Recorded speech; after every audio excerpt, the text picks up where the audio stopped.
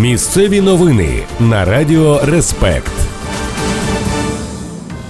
Вітаю! У студії новин на Радіо Респект працює Віктор Терещук.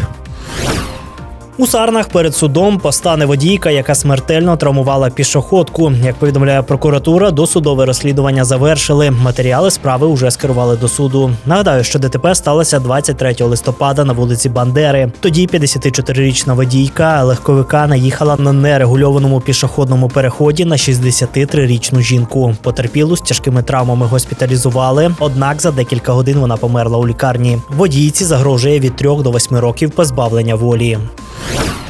На Дубенщині патрульні виявили вантажівку з деревиною без дозвільних документів. Автомобіль зупинили на автодорозі поблизу Млинова. Під час перевірки з'ясувалося, що водій не зміг надати документи на лісопродукцію, а також не мав права керування. Посвідчення відповідної категорії він не отримував. Поліцейські склали адмінматеріали на водія та власника автомобіля, а для подальшого з'ясування обставин викликали слідчо-оперативну групу.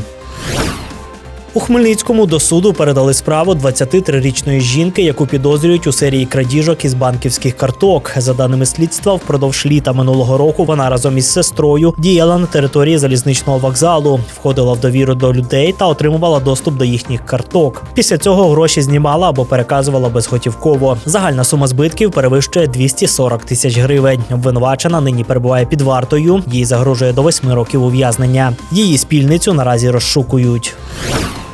На Хмельниччині посадовицю Держгеокадастру підозрюють у махінаціях із даними земельного реєстру. За інформацією прокуратури, йдеться про 43-річну жінку, яка у 2022 році перебувала на керівній посаді і незаконно внесла зміни до Державного земельного кадастру. За даними слідства, вона змінювала координати земельної ділянки площею майже 2 гектари, фактично перемістивши її ближче до Хмельницького, що значно підвищило ринкову вартість. Згодом ділянці також змінили й цільове призначення із сільськогосподарського на землю житлової забудови. Посадовиці повідомили про підозру. Нині триває слідство.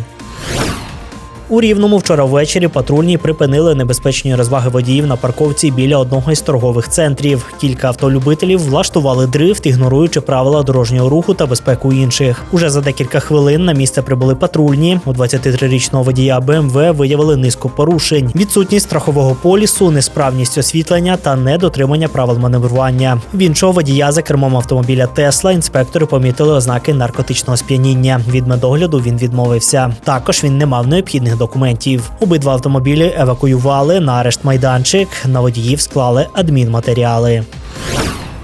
Рівненський фристайліст Дмитро Котовський виборов золоту нагороду на етапі Кубка світу з лижної акробатики у Канаді. Котовський впевнено пройшов кваліфікацію з найкращим результатом, а у фіналі потрапив до суперфіналу. У вирішальному стрибку спортсмен виконав надскладний елемент ураган – потрійне сальто із 5 гвинтами і набрав 131,56 бала, що принесло йому перемогу. Це друга медаль України у нинішньому сезоні Кубка світу. Загалом для Дмитра Котовського це 9-та нагорода на рівні Кубка світу та перша золота за останні 2 роки.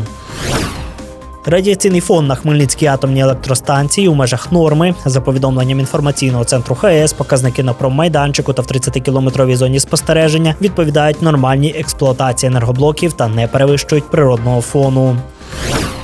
І на завершення застереження від поліції. Через ускладнення погодних умов та зниження температури на дорогах та тротуарах можлива ожеледиця. Правоохоронці попереджають про ускладнення руху на окремих ділянках і закликають водіїв зменшити швидкість, дотримуватись дистанції та уникати різких маневрів. Пішоходів просять бути особливо уважними під час руху та переходу проїзної частини. Це всі новини на цю мить. У студії Радіо Респект працював Віктор Терещук. Не перемикайте, залишайтеся разом з нами. Далі ще буде багато цікавого.